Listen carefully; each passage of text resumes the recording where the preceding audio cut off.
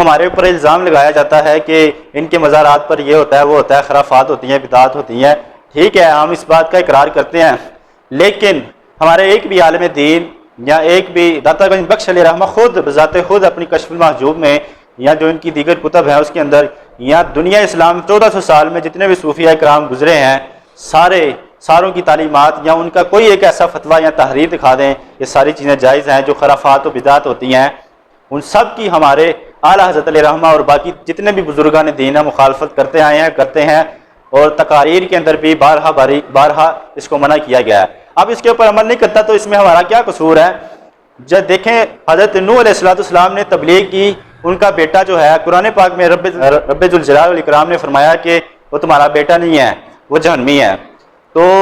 پھر اس کے بعد حضور علیہ السلام کے کچھ گھر کے افراد یعنی کہ اپنے خاندان کے افراد ہیں وہ بھی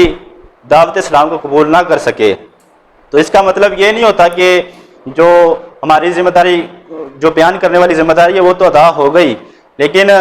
اس کا مطلب یہ نہیں کہ جان بوجھ کے ہم زبردستی جو ہے ان لوگوں کو منع کریں. رب ذوالجلال والاکرام نے خود اپنے محبوب علیہ السلام جب حضور علیہ السلام بہت زیادہ تبلیغ میں یعنی کہ محنت و شاقہ کرنے لگے تو رب ذوالجلال والاکرام نے خود فرمایا کہ آپ اتنی زیادہ ان کے لیے محنت نہ کیا کریں، بس آپ ان تک میرا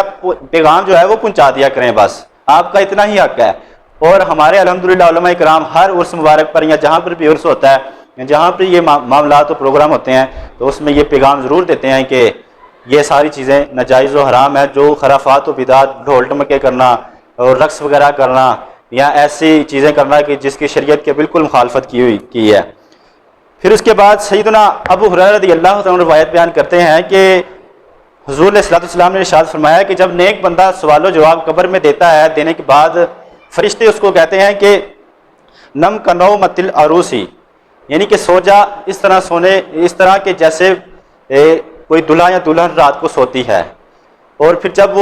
جب سوالات و جواب مکمل ہو جاتے ہیں تو وہ میت کہتی ہے کہ میں جاؤں اپنے گھر والوں کی طرف اور ان کو بتاؤں کہ میں کامیاب ہو گیا ہوں، یعنی کہ مجھے جنت مل گئی ہے، تاکہ میں ان کو رغبت دلاؤں کہ وہ بھی جنت کے لیے کوشش کریں. لیکن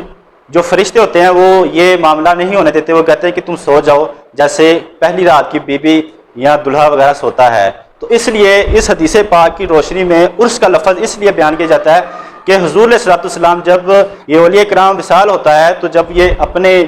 یعنی مرکز میں جاتے ہیں تو حضور علیہ السلام ان کا استقبال کرتے ہیں کہ انہوں نے دین اسلام اور رب ذوالجلال والاکرام کو راضی کیا اور جو مقام و مرتبہ ہے اس کو حاصل کیا. اور ویسے بھی داتا گنج بخش علیہ رحمہ تو خود حسنی حسینی سید ہیں، نجیب الطرفین ہیں. تو پھر جو اولاد ہو حضور علیہ السلام کی، اس کی حضور علیہ السلام کیوں نہ جو ہے استقبال کریں گے. تو یہ جو اصل عرس کا لفظ ہے یہ اخذ کیا گیا ہے حدیث پاک سے جو جامع ترمذی کی 1071ویں حدیث پاک ہے. پھر دوسری وجہ عرس استعمال کرنے کی یہ ہے کہ وفات پا جانے کے بعد حضور علیہ السلام کا دیدار کروایا جاتا ہے. یعنی ہر عرس والے دن جب یعنی سال بعد جو وہی دن آتا ہے عرس کا یعنی وصال کا، تو اسی دن حضور علیہ السلام کا دیدار کروایا جاتا ہے. اس بنا پر بھی اس کو عرس کہا جاتا ہے. یہ جو دوسرا موقف ہے یہ مفتی احمد یار خان نعیمی علیہ رحمہ نے اپنی کتاب جال حق میں مذکور فرمایا ہے. رب ذوالجلال والاکرام سے دعا ہے کہ ہمیں حقیقی معنوں میں جو اسلام کی تعلیمات اور صحیح معنی اور مفہوم ہے اس کو سمجھ کر دوسرے لوگوں تک پہنچانے کی توفیق عطا فرمائے. وما توفیقی الا باللہ.